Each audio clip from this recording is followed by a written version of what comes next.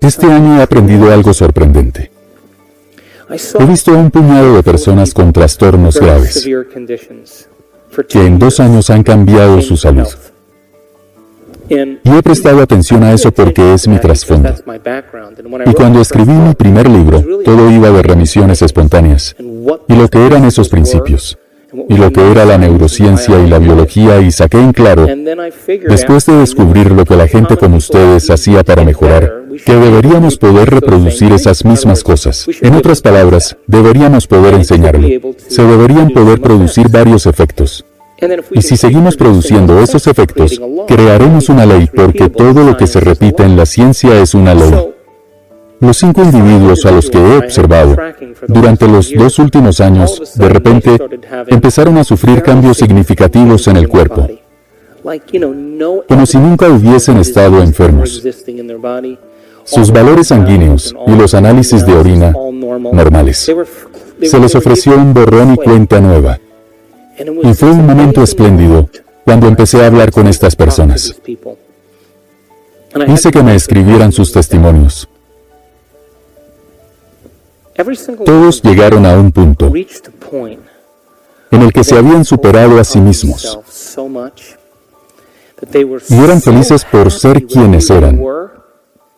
En ese momento, tanto que no les importaba que estuviesen enfermos. ¿Y saben qué? Fue entonces cuando desapareció. Cuando nos sentimos enteros y completos, conectados a una visión o a un futuro, es cuando nos ocurre. Y eso es algo que compartían esas personas.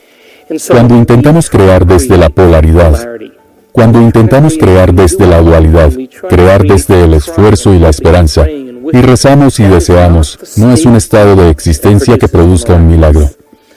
Para que sea divino, o simule ser divino, para ser creador, hay que ser divino, hay que expandirse, hay que ser invencible, hay que ser ilimitado. Y cuando conseguimos esa emoción, emitimos señales a los genes de formas diferentes. Cada vez que tenemos un pensamiento, se produce una sustancia química. Y si es un pensamiento increíble, o un pensamiento ilimitado, o un pensamiento alegre, activamos una serie de circuitos en el cerebro que disparan en una secuencia muy específica, en un patrón o combinación que producen un nivel mental que produce una sustancia para que nos sintamos de la forma que estábamos pensando, increíble, ilimitado o alegre.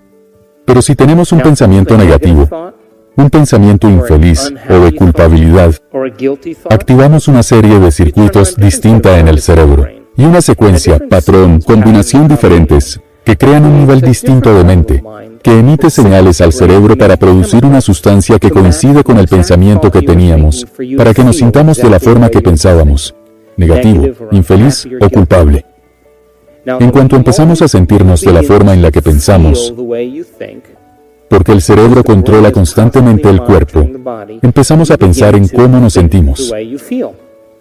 Eso produce más sustancias para sentirnos como pensamos y pensar como nos sentimos y sentir como pensamos y pensar como nos sentimos y sentir como pensamos y pensar como nos sentimos.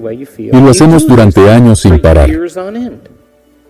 Y el ciclo de pensar y de sentir y pensar con el tiempo, crea lo que yo llamo un estado de existencia. Un estado de existencia es cuando la mente y el cuerpo trabajan juntos. Cuando los pensamientos y sentimientos se alinean con un destino. Los pensamientos son el lenguaje del cerebro y los sentimientos el lenguaje del cuerpo. Y cómo pensamos, cómo nos sentimos, crea un estado de existencia. ¿Me explico? Coincidirán entonces en que si tienen un pensamiento de inseguridad, en cuestión de segundos, se sentirán inseguros. ¿Verdad? Y cuando empezamos a sentirnos inseguros, ¿no acarreará eso más pensamientos inseguros? Lo que hará que nos sintamos más inseguros, y tendremos más pensamientos inseguros, y nos sentiremos más inseguros. Y al final diremos con el tiempo, soy inseguro. Y con sea lo que digamos, ordenamos a la mente y al cuerpo a ir a un destino. La redundancia de este ciclo, de con el tiempo pensar y sentir y pensar, que condiciona al cuerpo para memorizar el estado, así como la mente consciente. Y cuando el cuerpo sabe tanto como la mente, a eso lo llamamos hábito. Un hábito surge cuando el cuerpo es la mente. Bien, el 95% de quienes somos cuando tenemos 35 años consiste en actitudes memorizadas, reacciones emocionales, creencias, percepciones y opiniones que funcionan como un programa de ordenador. Nos convertimos de forma subconsciente en la mente de ese estado. ¿Me entienden todos? El 95%. Y va a llegar la hora de cambiar.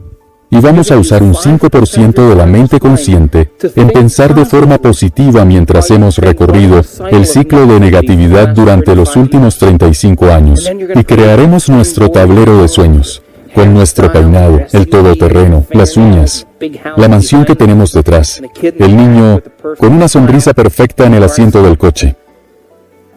Pero nos sentiremos indignos. La mente y el cuerpo se oponen. Hay que reacomodar al cuerpo a una nueva mente. Y de ahí surge la grandeza. Así que, si seguimos pensando y sintiendo y pensando de la misma forma con el tiempo, como cualquier programa, el cuerpo sabrá cómo hacerlo, mejor que la mente consciente. Y cuando el cuerpo se convierte en la mente, acabamos en un hábito. Un hábito es una serie de pensamientos inconscientes automáticos, comportamientos y emociones que adquirimos mediante la repetición frecuente. Pongamos que no recuerdan su número PIN, porque se han tomado 3 vasos de vino y se ponen, miran el teclado y no recuerdan conscientemente el número, pero de repente sus dedos presionan los números. ¿Cómo ha ocurrido? Se ha hecho tantas veces que el cuerpo se adelanta al cerebro, y ahí existe gran parte de nuestra personalidad. ¿Y cómo hemos llegado a eso? Los sentimientos y las emociones son el producto final de las experiencias del pasado, y podemos recordar mejor las experiencias porque recordamos cómo nos sentimos. Cuando estamos en mitad de una experiencia, todo lo que vemos, olemos, saboreamos, sentimos y oímos, nuestros 5 sentidos, nos introducen en el entorno.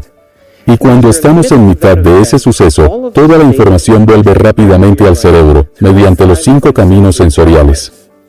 Cuando la información llega al cerebro, muchísimas neuronas empiezan a organizarse en redes. Cuando las neuronas se conectan donde toca, el cerebro produce una sustancia química que llamamos sentimiento o emoción. ¿Me entienden todos? Y como las emociones suelen durar más, los recuerdos a largo plazo, podemos recordar nuestro primer beso.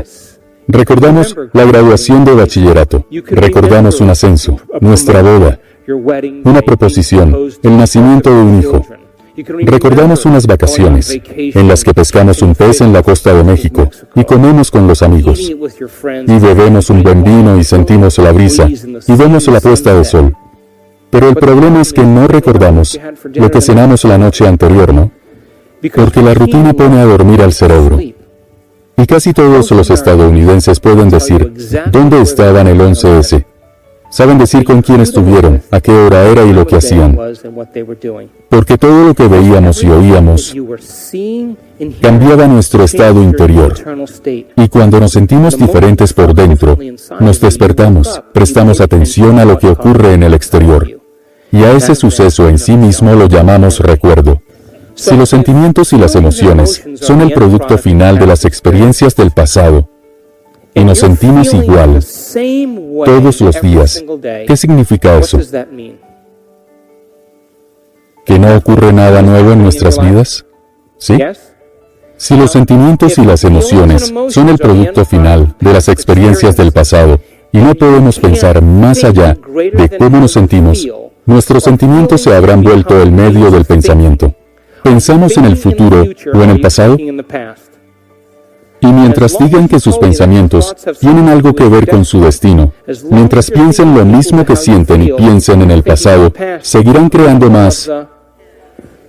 El modelo cuántico de la realidad aún funciona para todos. El cuerpo es la mente inconsciente y no conoce la diferencia entre una experiencia real que crea una emoción y una emoción que fabricamos con solo un pensamiento. Para el cuerpo es lo mismo. Así que si pensamos y sentimos en este bucle durante años, el cuerpo como mente inconsciente creerá que sigue en las experiencias pasadas, las 24 horas del día, los 7 días de la semana, los 365 días del año.